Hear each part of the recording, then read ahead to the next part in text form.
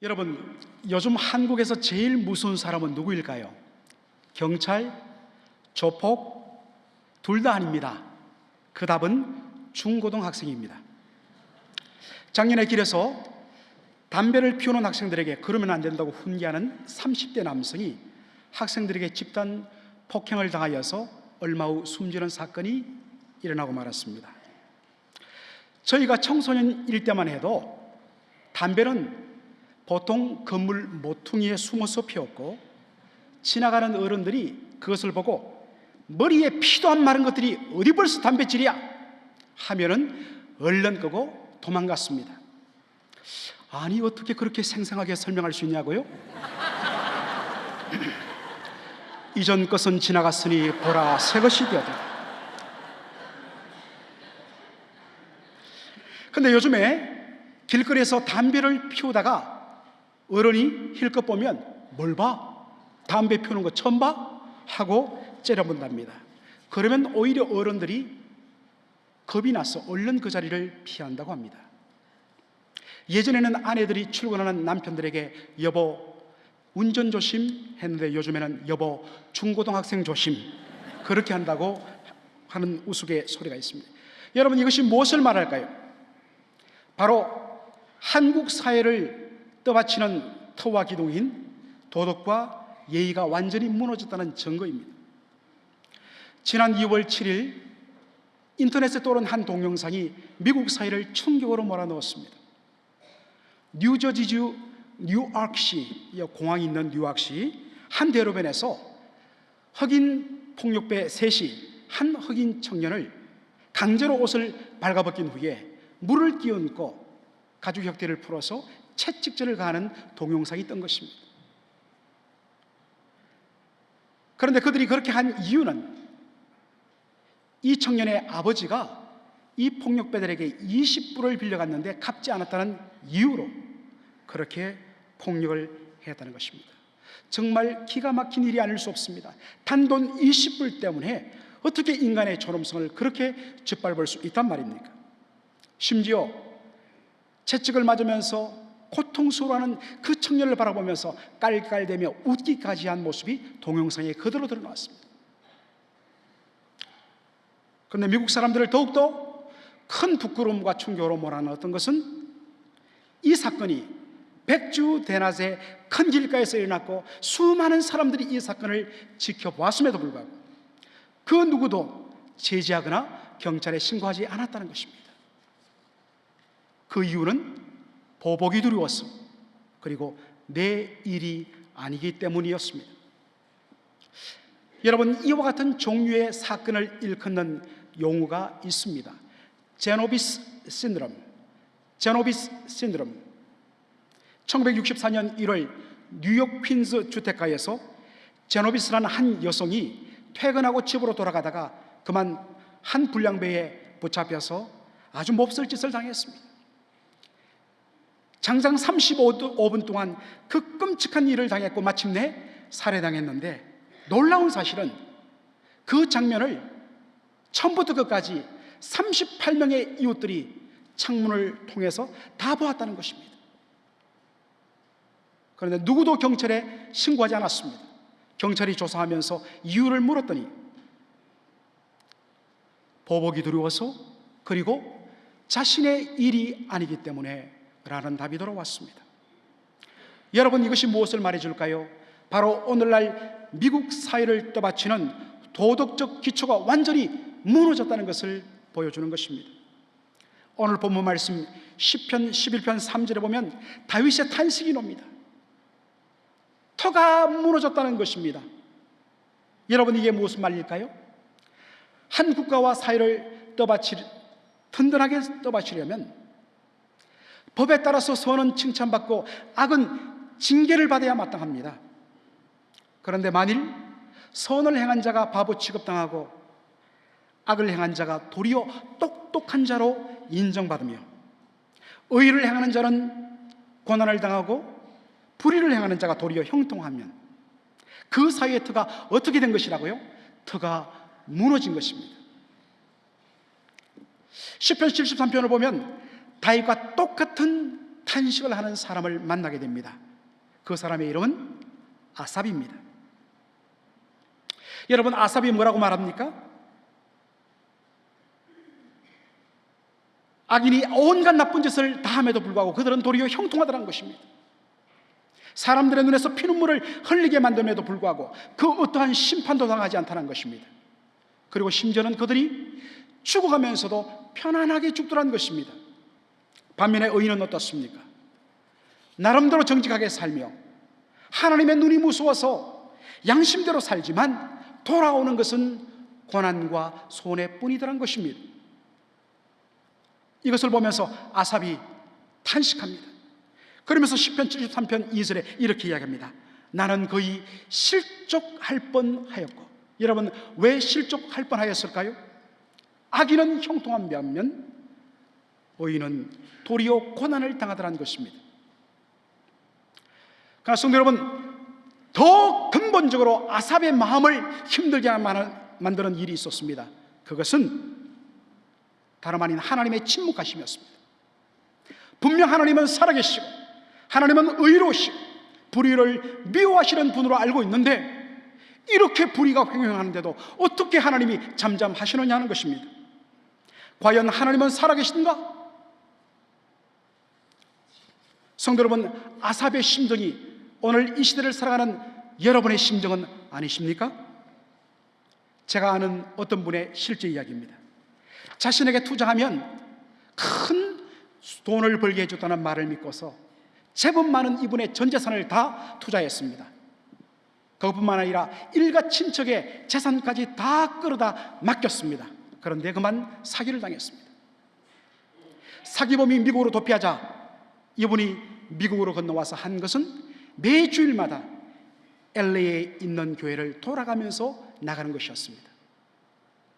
이분이 신자라서 아무리 답답하더라도 주일 예배만은 빠질 수 없기 때문이었다고요? 아니었습니다. 사실 이분은 그 당시에 불신자였습니다. 그럼 왜요? 바로 그 사기범이 교회 권사였기 때문입니다. 그래서 매주일날 이 교회 저 교회를 찾아가면 그 사람을 만나겠다 싶어서 나간 겁니다. 드디어 잡았습니다. 예배를 마치고 나오는데 너무나 은혜스러운 얼굴로, 그리고 너무나 잘 살고 있더란 것입니다. 반면에 이분은 결국 불법 체류자, 불체자가 되었습니다. 자녀들이 제대로 교육을 받지 못했습니다. 지금도 어렵게 살고 있습니다. 다시 시편 11편 3절로 돌아가서 터가 무너지면 의인이 어찌할까? 여러분, 이게 무슨 말일까요? 쉽게 말하면 이런 뜻입니다. 이미 터가 다 무너졌는데도 과연 내가 계속 의인의 삶을 살아야 할까? 여러분, 이런 퀘스천이 없습니까? 욥이 전 재산을 하루아침에 다 잃고 단 한순간에 10명의 아들, 딸을 다 잃는 것도 모자라서 자신의 온 몸이 병이 들어서 기와장으로 몸을 박박 긁지 않고는 견딜 수 없는 지경이 되었을 때 아내가 뭐라고 이야기합니까? 이런데도 하나님에 대해서 당신이 순전함을 지키라느냐? 차라리 하나님을 욕하고 죽으라!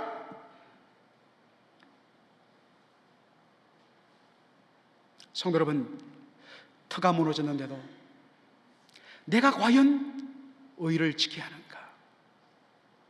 하나님마저 침묵하는 바로 이 순간인데도 내가 계속 의의 편에 서야 하는가? 이 질문을 붙들고 수많은 밤을 불면으로 지새면서 몸부림쳤습니다.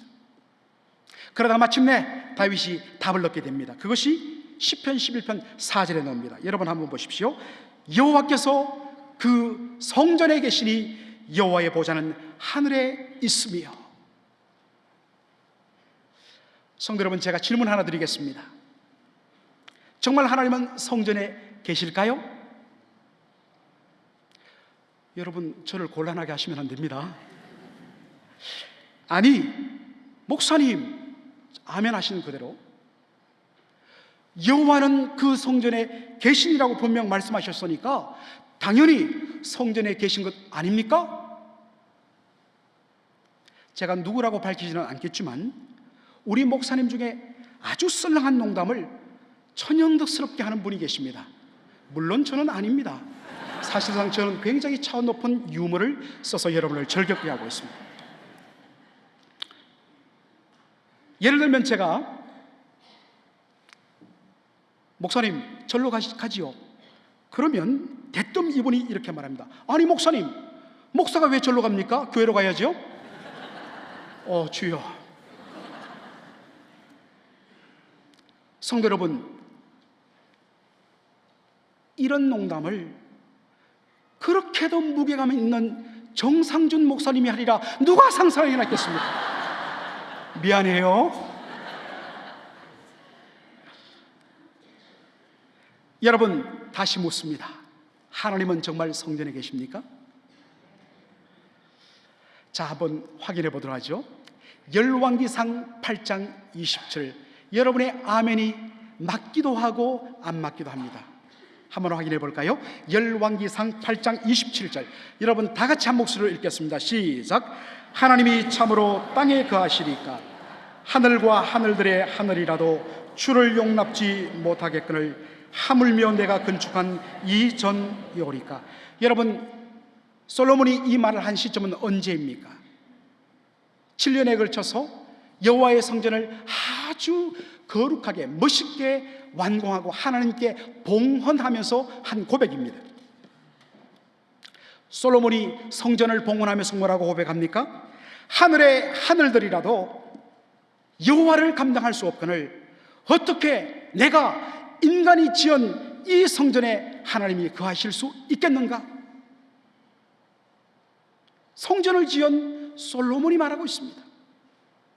갑자기 여러분 혼동이 생기시죠? 그렇다면 여호와께서 그 성전에 계시다는 말씀은 무슨 뜻일까요? 여러분, 그 실마리가 시편 11편 4절 5절에 나옵니다. 우리 한 목소리로 읽겠습니다. 시작. 여호와께서 그 성전에 계시니 여호와의 보좌는 하늘에 있으며 그 눈이 인생을 통촉하시고 그 안목이 죄를 감찰하시는도다. 여호와는 의인을 감찰하시고 악인과 강포함을 좋아하는 자를 마음에 묘하시도다. 아멘. 자, 여러분, 여기 보좌가 나오는데 여러분, 보좌가 무엇입니까? 그렇습니다. 보좌는 왕이 앉는 자리입니다. 왕이 보좌에 앉아서 자신의 왕국을 다스리는 것을 보여주는 왕의 주권과 통치권을 상징하는 것이 보좌입니다. 그렇다면 여호와의 보좌는 하늘에 있으며 하는 이 말씀의 뜻은 무슨 뜻일까요? 그것은 여호와 하나님이 천상에서 그가 창조하신 온 세상을 내려다보면서 통치하시는 왕이심을 보여주는 말씀입니다. 자, 그런데 고대 세계에서 보좌가 나오면 반드시 따라 나오는 한 단어가 있습니다. 그것이 무엇일까요? 발등상이란 단어입니다. 보좌와 발등상은 바로 한 세트인 것입니다. 따라서 발등상이 나오면 반드시 뭐가 따라 나온다고요? 보좌가 따라 나옵니다. 발등상이 있다면 바로 그 위에 보좌가 있다는 것을 의미하는 것입니다. 왜냐? 보좌와 발등상은 한 세트이기 때문입니다. 보좌가 왕의 주권과 통치권을 상징한다면 발등상은 왕이 밟고 서 있는 그 땅을 다스리심을 상징하는 것입니다.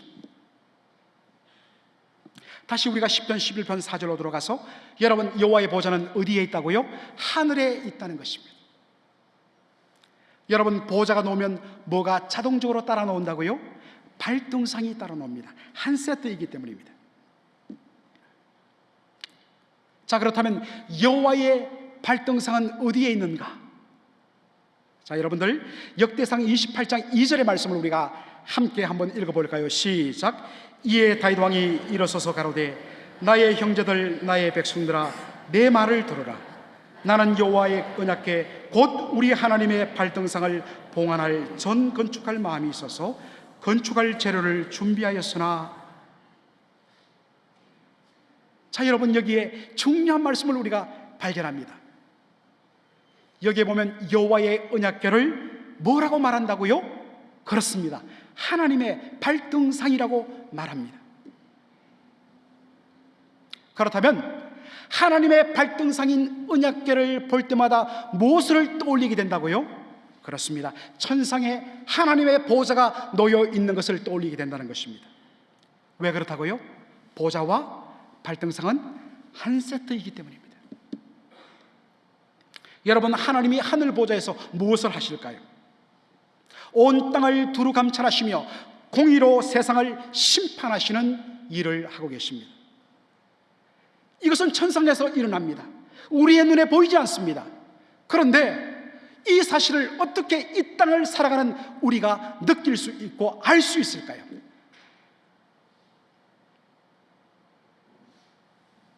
그것은 바로 성전 안에 있는 언약궤를 볼 때에 알 수 있는 것입니다. 왜요? 언약궤는 뭐라고요? 하나님의 발등상이기 때문입니다.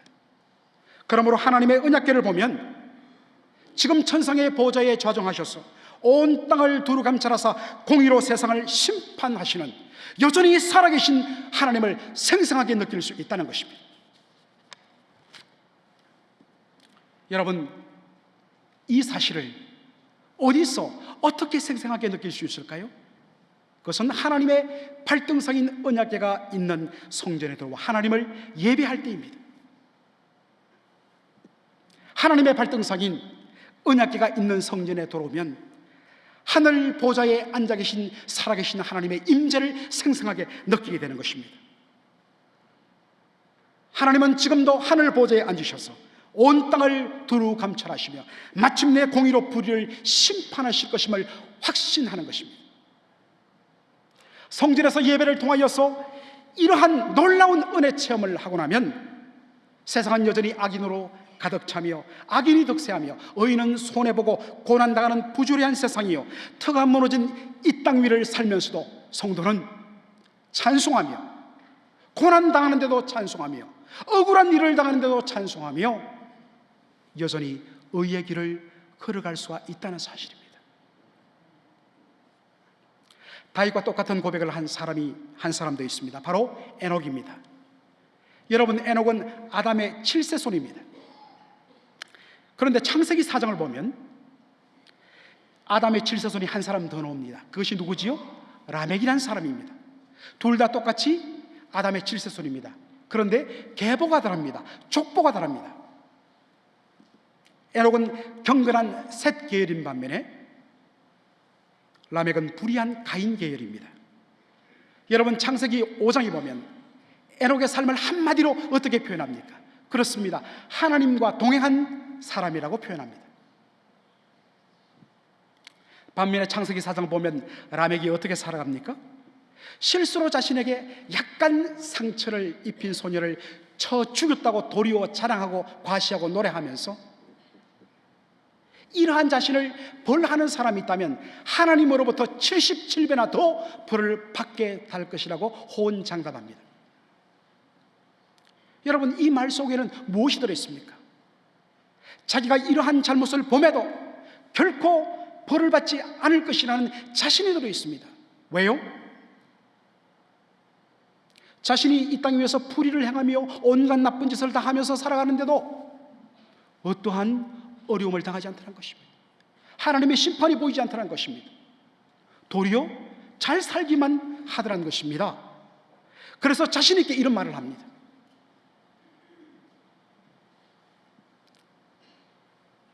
여러분, 이것이 누가 살던 시대의 모습이라고요? 라멕과 똑같은 아담의 7세손 에녹이 살던 시대의 모습이었습니다. 여러분, 이러한 불의한 시대를 살아가면서 에녹의 마음에 일어났던 질문이 무엇일까요? 터가 무너졌는데도 내가 여전히 순전히 의의 길을 따를 것인가? 바보처럼 정직하게 손해보며 계속 이 길을 걸어야 하는가? 그러나 결국 에녹이 택한 것은 무엇입니까? 300년을 하나님과 동행하는 삶을 택했습니다. 여러분, 그가 그와 같은 선택을 한 이유는 어디에 있을까요? 히브리서 11장 5절 6절이 그 이유를 말씀해 주고 있습니다. 우리 한 목소리로 읽도록 하겠습니다. 시작. 믿음으로 에녹은 죽음을 보지 않고 옮기웠으니 하나님이 저를 옮기심으로 다시 보이지 아니하니라. 저는 옮기기 전에 하나님을 기쁘시게 하는 자라 하는 증거를 받았느니라. 믿음이 없이는 기쁘시게 못하나니 하나님께 나아가는 자는 반드시 그가 계신 것과 또한 그가 자기를 찾는 자들에게 상 주시는 이심을 믿어야 할지니라. 여러분 지금까지 이 본문을 여러분 어떻게 이해하셨습니까?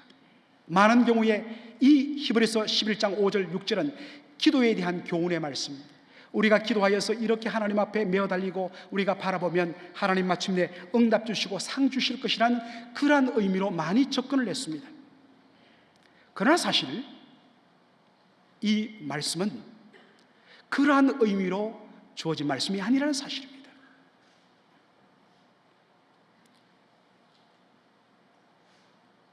불의한 시대를 살아가는 에녹은 결코 기뻐할 수 없는 환경을 살아갔습니다.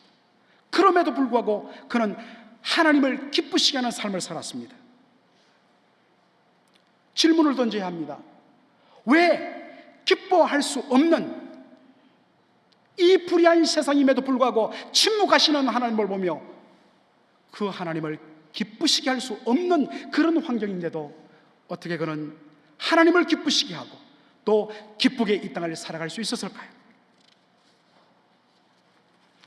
그것을 보여주는 것이 히브리서 11장 6절의 말씀입니다. 에녹을 이렇게 표현합니다. 하나님께 나아가는 자라고 표현합니다. 여러분, 하나님께 나아간다는 것은 뭐겠습니까? 이 말의 원어적인 의미는 하나님께 예배한다는 뜻입니다. 성도 여러분, 예배 가운데 주어지는 최고의 축복은 무엇입니까? 예배 가운데 임하시는 하나님의 영광의 임재를 맛보는 것입니다. 그 순간에 어떠한 결과가 일어납니까? 하나님의 영광의 임재를 맛본 순간에 히브리서 11장 6절에 보니까 반드시 그가 계시다는 것을 믿게 됩니다. 하나님은 살아계시며 여전히 역사하신다는 것을 확신하게 됩니다. 그리고 언젠가 마침내 이 땅에 임하셔서 불의를 심판하시고 의의 편에 섰던 자의 흐르는 그 눈물을 닦아주실 것을 믿게 되는 것입니다.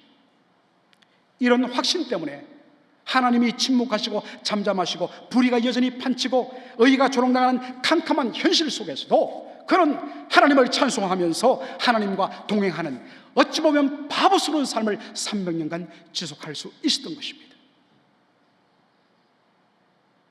제가 위에서 시편 73편을 언급했는데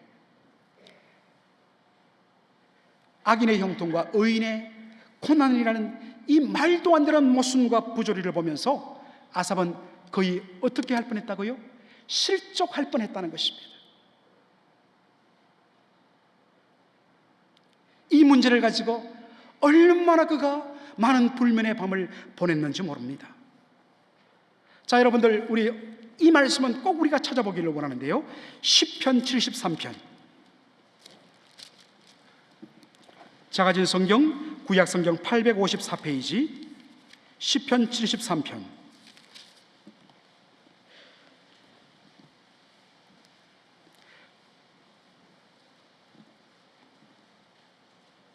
73편 16절 말씀 한번 보실까요? 16절에 이런 말씀이 있습니다. 내가 어찌면 이를 알까요? 생각한 적 내게 심히 곤란하더니 얼마나 많은 불면의 밤 고통스러운 나날을 보낸지 해결이 안 된다는 것입니다. 그러다가 그가 어떻게 해결합니까? 17절 다 같이 읽겠습니다. 시작. 하나님의 성소에 들어갈 때에야 저희 결국을 내가 깨달았나이다. 아멘. 언제 어떻게 그 문제를 해결했다고요? 하나님의 성소에 들어갈 때. 하나님의 성소에 들어갔다는 것은 무엇을 뜻합니까? 성소에 들어가서 하나님을 예배했다는 뜻입니다. 하나님 앞에 답답한 심정으로 예배하는 가운데, 예배 가운데 영광 중에 임하시는 하나님의 영광의 임재를 맛본 것입니다. 그 임재 가운데 살아 역사하시는 하나님을 생생하게 체험한 것입니다. 하나님은 여전히 살아계시다. 하나님은 여전히 공의로 이 땅을 심판하시는 분이시다. 그러므로 결국 악인은 창졸간에 황폐하게 될 것이고 의인들은 주님께로부터 친히 영접받을 것이다. 그래서 그가 이 사실을 기뻐하면서 그가 뭐라고 고백합니까? 28절 한번 보세요. 하나님께 가까이함이 내게 복이라. 주를 가까이함이 내게 복이라. 터가 무너질수록 더욱더 주를 가까이하며 날마다 주의 성소에 들어가서 하나님을 예배하는 것이 성도의 최고의 축복이라는 사실입니다. 성도 여러분, 다윗과 에녹과 아삽의 삶을 보면서 여러분 뭔가 공통점이 없으십니까? 그렇습니다. 그것은 바로 예배의 능력입니다. 예배는 천상에 계신 하나님의 영광의 임재를 맛보는 최고의 축복의 자리입니다. 예배를 통하여서 살아계신 하나님의 영광을 맛볼 때에 하나님은 여전히 살아계시고 하나님은 영이 여전히 공의로 통치하시는 왕이시며 하나님의 나라와 그 의를 구하는 사람들을 결코 외면치 아니하시는 우리 아버지심을 생생하게 체험하게 되는 것입니다. 이것 때문에 뭐가 일어납니까? 마음에 기쁨이 일어납니다. 성도 여러분, 하나님을 기뻐하는 것이 우리의 힘이라 했습니다. 하나님을 기뻐하니까 답답한 이 세상 속에도 말로 다 할 수 없는 그 기쁨이, 힘이 마음 저 깊은 곳에서 샘솟아 오르는 것입니다.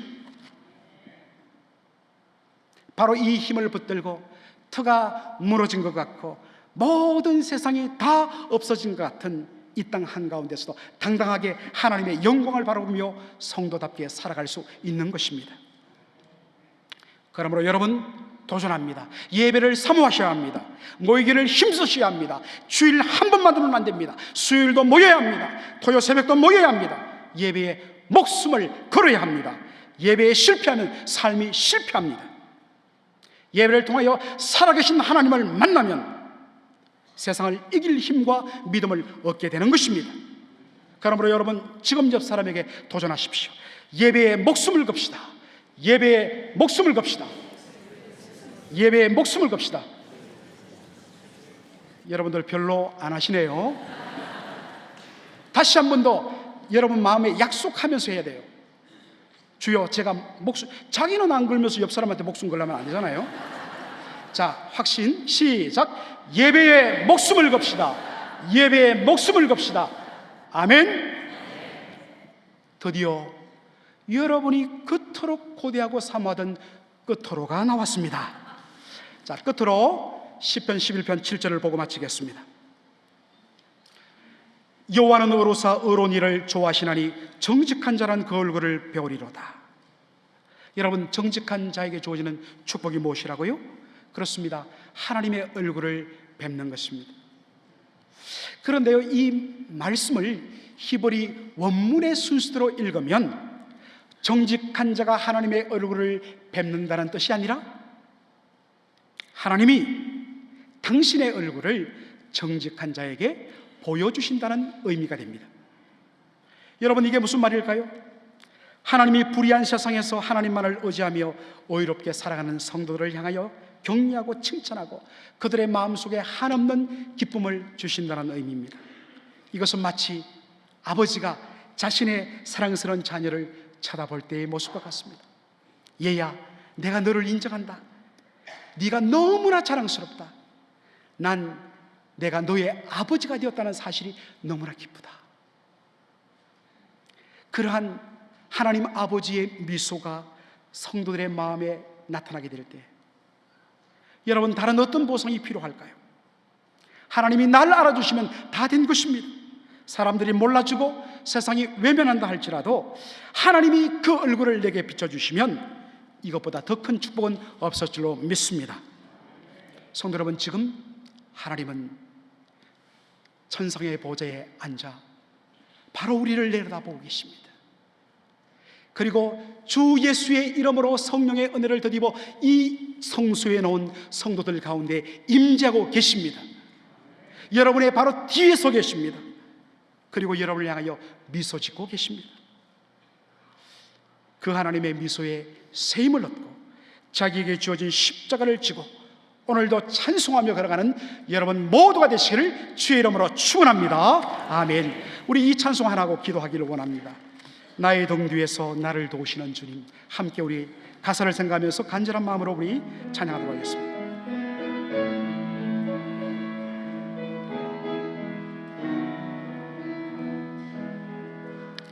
나의 등 뒤에서 나를 도우시는 주, 나의 인생 길에서 지치고 고나요 매일처럼 주저앉고 싶을 때 나를 밀어 아멘. 일어나 걸어라, 일어나 걸어라, 내가 새 힘을 주리. 아멘. 일어나 너 걸어라, 내 너를 나의 등 뒤에서, 나의 등 뒤에서 나를 도우시는 주, 평안히 길을 갈 때 보이지 않아도 지치고 권하여 넘어질 때면 다가와 섰네. 아멘. 감사합니다. 일어나 걸어라, 일어나 걸어라, 내가 새 힘을 주리. 일어나 너 걸어라, 내 너를 도울. 나의 등 뒤에서, 나의 등 뒤에서 나를 도우시는. 때때로 뒤돌아보면, 때때로 뒤돌아보면 여전히 계십니다. 여전히 계신 주, 잔잔한 미소로 바라보시며 나를 재촉하시. 일어나 걸어라, 일어나 걸어라, 내가 새 힘을 주리. 일어나 너 걸어라, 내 너를 도우리.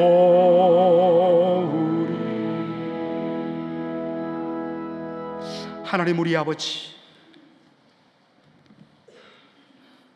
앞이 보이지 않아서 캄캄하고 너무 억울하고 답답하여서 절망 가운데 고민하며 불면의 밤을 새우다가 오늘 아버지의 지혜와 성소에 들어올 때에 오 주여, 하나님의 살아계심을 다시 한 번 더 발견하고 여전히 하나님 살아계시고 여전히 공의로 역사하시고 마침내 이 땅에 오셔서 불의를 종식시키고 사랑하는 성도들의 흐르는 눈물을 닦아주시며 품어주실 그 아버지를 바라보며 오늘도 우리의 뒤에서 성령으로 임하셔서 우리의 마음속에서 우리에게 세임 주시며 힘 주셔서 이 의의 길을 걸어가게 하시는 하나님 아버지 바라보며 앞서가신 우리 예수님 바라보며 오늘도 우리에게 주어진 십자가를 지고 오히려 찬송하며 기뻐하며 감사하며 나가는 우리 모든 성도들 낼 수 있도록 은혜 더하여 주시옵소서.